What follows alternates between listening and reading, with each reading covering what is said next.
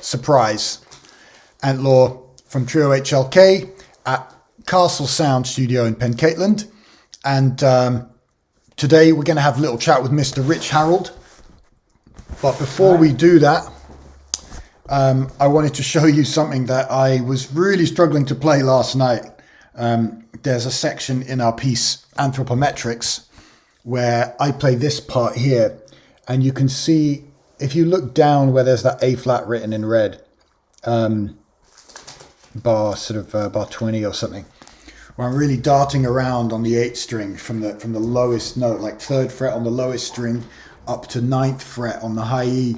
I was really struggling with that. So I came in fresh this morning and I think I conquered it. I had to kind of overdub because I didn't manage to get a take with everyone together yesterday. So happily, modern technology means you can do this. So that was, painful fun. But let's have a chat with Rich anyway. Rich, if people don't know, give us a little insight into your musical background. So, when did you start playing piano? I started playing piano with a local piano teacher who lived around the corner from me when I was just turned 6. Where was local to you? In Chorlton in Manchester. Her name was Hazel Fanning. She's a fantastic pianist and teacher. And then I learned classical piano and got into composition a bit later on and started listening to jazz and playing a bit of it very badly, like I still do. And then I went on to study contemporary classical composition at the Royal Academy and carried on playing piano while I was there. Had the odd jazz lesson. So so that's where I am. So so you're a mongrel.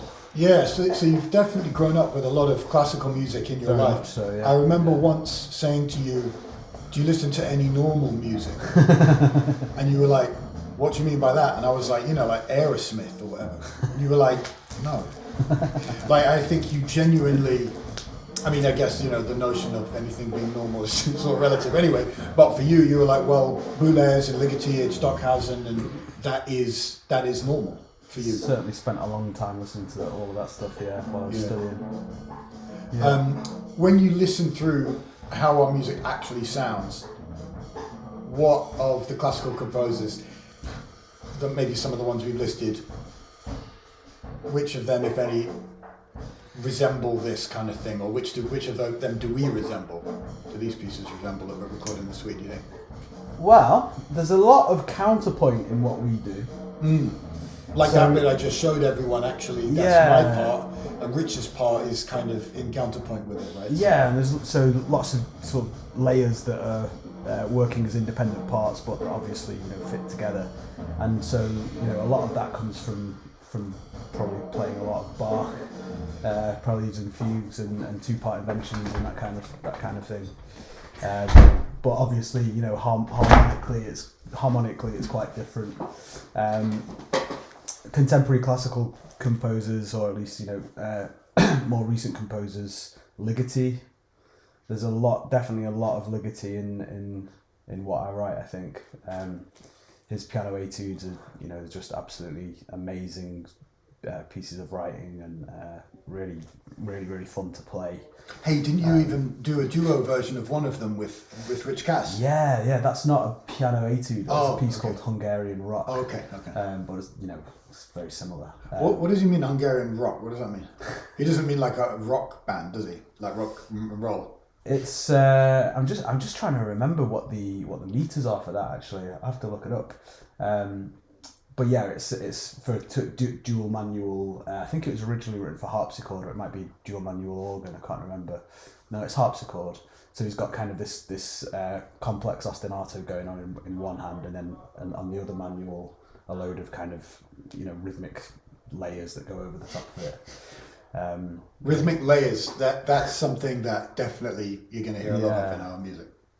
Yeah, and just his approach to piano writing. It's just once you've kind of looked at some of those pieces and played some of them, it's really hard to not be influenced by them.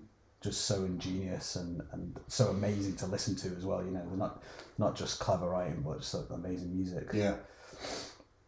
And then obviously like playing a load of Debussy and Rachmaninoff and other kind of, you know, more romantic composers, 20th century composers.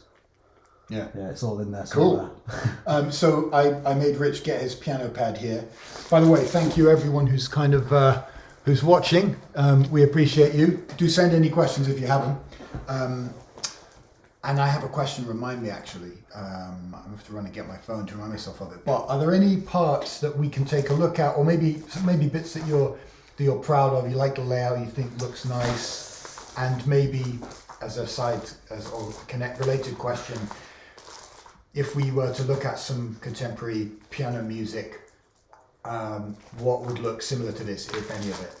Is that a really stupid question? No, it's a good question. It's just difficult for me to show you because a lot of my scores are sort of shorthand. Some of them are more written out, but a lot of the time it's just kind of like a single line, and then I know what I'm doing underneath it. If you see what I mean. So I mean, I could show you this bit. This is a kind of a the sort of comping pattern for one of Richard Kass's drum solos. So it's all in 5. So this page is sort of 15 bars of 5, and the lower part, as you can see, is just marking out this sort of 3/2 pattern. And then over the top of it, there's a harmonized melody that sort of shifts against those groupings. So yeah, it's this sort of cyclical pattern, but the melody is sort of shifting against this repeated 5 thing. Don't know. Does that kind of make sense? Yeah. Yeah. Speaking of 5 things, we're going to record 5. This is our second last day in the studio, and we're recording a brand new piece that we did play it live. I think we played it live at, was it the Blue Lamp in Aberdeen? Wow, yeah. That was a while ago. That was a long, yeah. It's kind of transformed quite a lot since then, though. That was its first kind of test drive. Yeah, I got in a real panic about maybe 2-3 weeks ago when Rich sent a new intro, and as you can imagine, getting new music from him is a very terrifying experience because you never know how many years it's going to take. But happily, it was some single notes. Not too bad, yeah. Simple, yeah. One-time signature. Yeah, exactly, yeah. Yeah, sorry. Do you want to share something else? Well, no, I was just going to jump in on that. So that's a recomposition of another Miles Davis piece, 4, and so I thought it'd be quite fun to kind of rework it into 5. But yeah, like as usual, sort of 5 with lots of unstable rhythmic patterns and shifting floorboards or whatever. The solo form is really funny. It goes, what does it do? 5-5-5-3, 5-5-5-4, 5-5-5-5, 5-5-5-6, 5-5-5-7, 5-5-5-8, 5-5-5-9, and that's it. Back to the top. You'd think that would be quite easy to memorize, but I don't think it's going to be when the day comes. And 3 works all the way through that and comes back round. Did you know that? Really? Yeah. You just play 3 the whole way through. I would have thought. Well, or one approach that could be used would be to pick things that are in prime numbers so that they're not divisible by anything, just to be a pain in the butt. That's what I've done in Flanagan's, actually. In the coder, every line is prime. Okay. Oh my god. Sometimes it's nice to have something that you can nail one subdivision all the way through if you're stuck. We've got a question from Patrick Smith. Oh yeah. He was saying we talked about the melody and harmony and rhythm, but he's interested in the structure. Do the structure of these pieces, for example, 4 or our version 5, do they differ substantially to the original standard? Yes. Yes. Yeah. The structures are definitely much more of a sort of zoomed out creative process than this sort of like in detail thing. We talked about this in the last stream, but for me, what's important in terms of the global structure is like, well, how does the whole flow of it sort of feel, you know, like the pacing of it, like when things change, and also like what kind of journey does the piece go on? and there are obviously like lots of different options and decisions that can be made in that kind of sphere, and a piece could probably turn out lots of different ways. But yeah, I'm just interested in kind of in the whole thing being like an interesting journey and kind of an exciting journey, I suppose.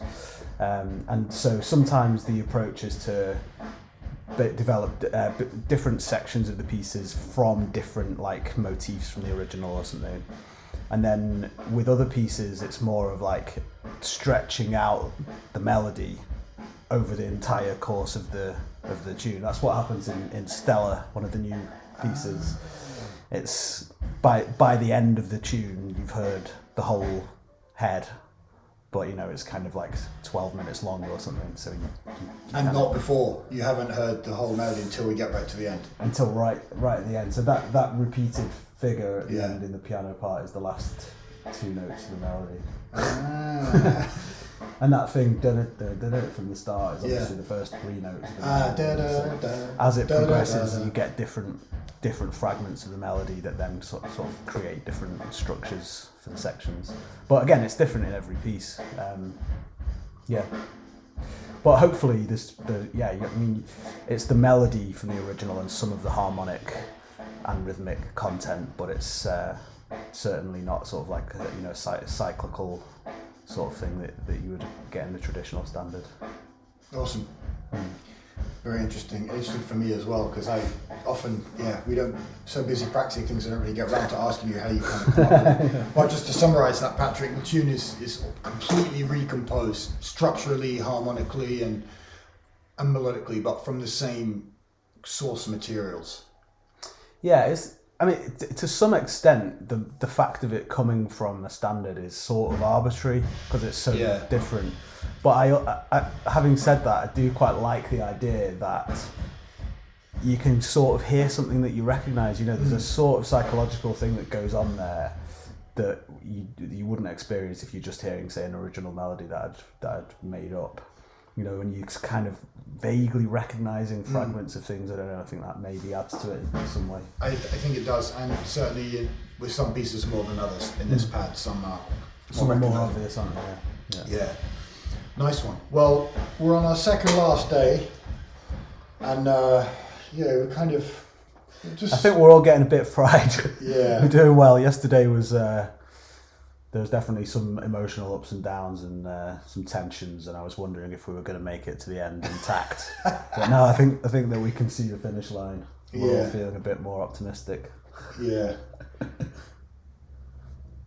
Yeah, tomorrow's going to be an absolute roast. We've got two of the hardest pieces. We finish tomorrow afternoon with, for me at least, the most challenging piece to play. Yeah, but by far for me as well.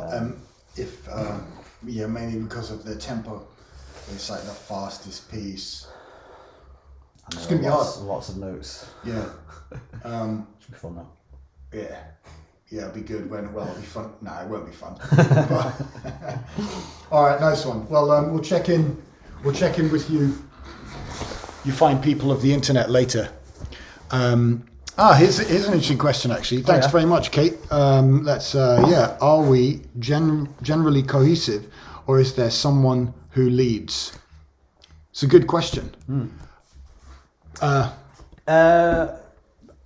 think in terms of the music, there is usually someone taking the lead in different sections. It kind of depends what's going on. Some sections are probably more piano led. Other sections more Rich Kass led or whatever, and usually just kind of clinging on for dear life. So thanks, bro. Yeah, but maybe Kate means maybe she means less of the musical side, and I would say to that there are maybe different aspects that just in any group of people. Some people have some skills and others have others. Yeah. And we gravitate towards doing certain things. I think it's pretty equal though, isn't it? It's quite I think we try to make it equal, basically, yeah. Yeah. But yeah, in terms of maybe admin staff or... Yeah. Yeah.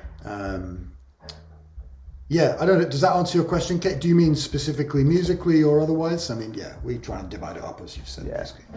Summarize. Cool. Thanks for tuning in, Kate. And yeah, we'll check in. I need to show you all my guitar pedals and stuff, because I've brought a lot, and I brought this huge one up from London, and so far we've used it for one chord. A very short chord. Yeah, a really short chord. Similarly, I'm not sure exactly what you mean there, Kate. Improv and notation. There's a lot of notation, but there's also a lot of improv. I think in the performances it's about 50-50, because the improv sections are mostly cyclical. So yeah, in terms of like learning notes, then there are probably more written notes to learn. But then obviously, when learning improv, you don't really learn the improv. You find ways of navigating the forms, and so that for me probably takes a lot longer than learning the dots. Just because there are so many options. Yeah, the dots is a fixed thing, but the improv is infinite. Yeah. Or only limited by your imagination, I suppose. Yeah. Shall we let people hear? Yeah. A little bit of music, is that all right? Why not, yeah. Just a little bit. It'll only be lo-fi. We'll let you in the control room. Let's go and finish off in the control room for now. Thanks, Rich. No beef.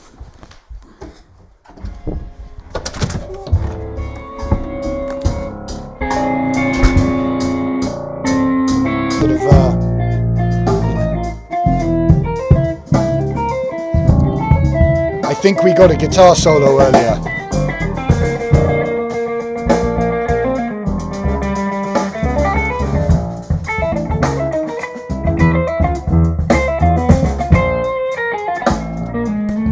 Oops, little error there.